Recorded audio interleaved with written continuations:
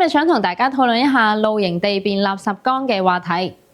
今個農曆新年嚟香港旅遊嘅遊客創出新高。據入境處統計，年28至大年初4總入境人次為116萬，其中內地客有98萬人次，佔84%。預計成個黃金週共有143萬人次內地遊客訪港，比舊年嘅120萬增加咗19%。嚟港嘅內地遊客，除咗喜愛香港中西結合嘅農曆新年氛圍之外，今年又多咗一個熱點，有唔少內地遊客前往香港嘅郊野公園營地露營。西貢區就有多個露營熱點，出現逼爆營地嘅熱鬧景象。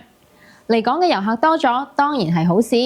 唔單止反映出香港具有吸引力，亦會帶旺香港市面氣氛，有助搞旺香港市道。不過，如果遊客過度集中喺一啲熱門景點，特別係原本寧靜嘅郊野公園營地，同一時間湧入太多人，而且仲有人唔太守規則，令郊野公園營地變垃圾缸，就會成為問題啦。